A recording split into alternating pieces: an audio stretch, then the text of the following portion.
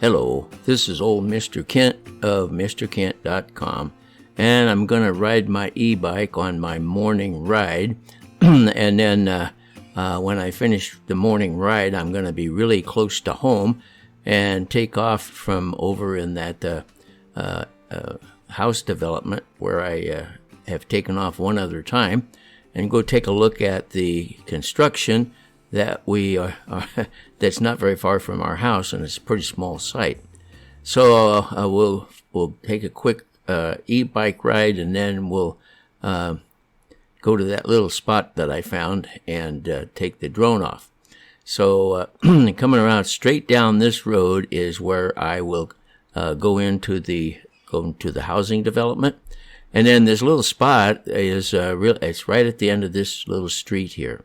And I drop down into a hole, and it's kind of secluded. And I like to fly my drone where there's no people around to ask questions or hate drones and things like that. But what happened is I'm coming along here, and there's a guy walking by just where I'm going to turn and go down into the hole there. So I thought, well, I'll go around a couple more blocks and give him time to get out of there, and then I come back, and here I come to where I'm going to drop down. And if you've been following my channel, you'll recognize this takeoff spot. It's really kind of nice for looking at the construction that's close by. And with the temperatures like they are, I can't really go very far from home right now. And by the way, I need to mention that if you like the stories, I created a playlist of the videos that have stories in them. And at this point in time, there's 35 videos with stories on them. So go to my YouTube channel and click on playlists up at the top. So here we are where I'm going to take off. And it's a good place because the people can't see out their windows to that level. And nobody's going to be walking by. And I took off at 6:16 on what is the 13th day of June. And the temperature was 84 degrees at that point in time. And so that's pretty high for that time of the day. And then that causes the batteries to increase in temperature. And so that they got up to about, I think it was about 114 degrees Fahrenheit, which is 70 some odd degrees centigrade. And the book the book recommends just keep the temperature, especially if you're charging or discharging the battery, keep it around 40 degrees centigrade. So early in the morning is about the only time I can fly without ruining my batteries.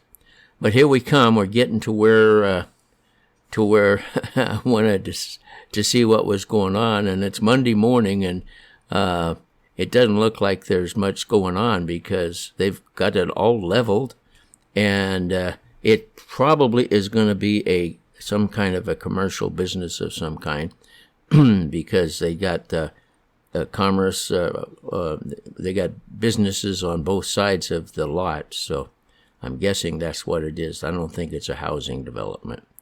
And as you could see, if you were watching close, that pickup down there, the guy was standing at the back of the pickup, and then he went into his little building there, which is a container, a shipping container. And so I thought, well, I'm just going to fly around here. And out there in the middle of the field, that yellow thing that looks like it's a broken down tower, that's what they were using to fill the spray trucks when they were running their tractors around, and that would they spray water, and then that keeps the dust down. And then that track hoe is probably sitting there so they can pick up pipe and stuff, because it looks to me like if you look here as we come up, there's a trench there, and at this end of the trench, if you look carefully, you can see that there's two guys working together at this end of that trench. Now, it looks like the pipes that they've got laid out there are blue, in which case they're planning on putting water in. And so I don't know if that's what they're doing there. I really can't say. But so anyway, the trenches are where they are, and and there's another guy over there in that little short trench. He's working on something. So anyway, I was going to tell you a story about when I lived down by the waterfront. I got less than 5 minutes to tell the story, but I'll go ahead and try to tell some, and you can see there's some guys working here and there, but not much going on a Monday morning here. Anyway, in the last story, I talked about how I moved from a house on Grant Street to a house on the waterfront where there were rats and things like that. And I had my guitar that I bought when I was in California.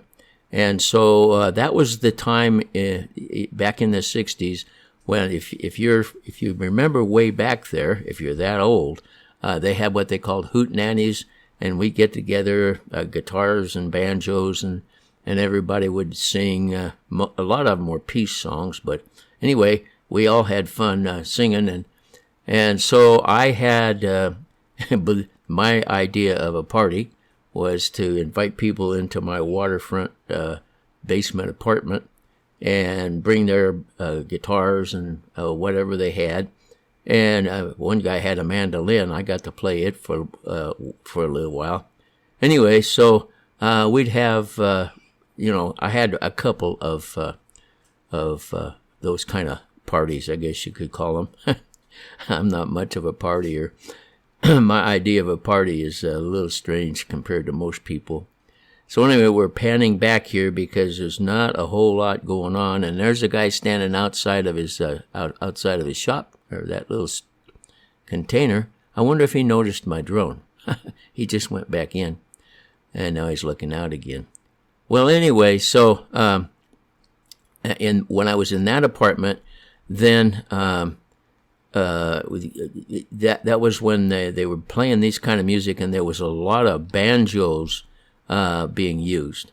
And I met this guy, I can't remember his last name right now, but his first name was Alfred. He was a retired violin maker from Austria. And somebody told me about him because I was interested in banjos, and so somebody told me about him. So I went to visit him, and he was an amazing guy. He was a genius. He had invented things that were so, electronic things that when he invented them, then Bing Crosby Enterprises bought the patent from him because it was something that would interfere with their ability to make music. So, it would make it so that everybody could make music. And I don't know if I ever have time to tell you the story about that, but it connected up to your piano, and it would play the piano for you, depending on what kind of music you fed into it.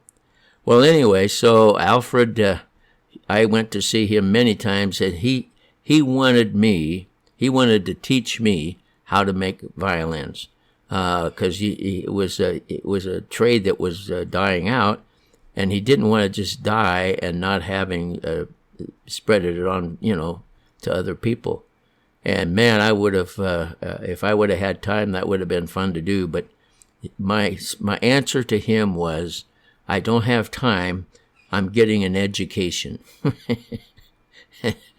And he wanted to educate me, but anyway, so that was one of the things that I did, or that I learned about and spent time with when I was living in that waterfront apartment. And eventually, I ended up getting one of his banjos, but there's not enough time to tell you that story, so I'll have to share that one with you some other time. But I've still got the banjo I got from him, and he's got his name on it, but without having it here in my lap. The thing is, it's wore out, because I got it back in the 60s, and I played it. I played it at Shakey's Pizza Parlor.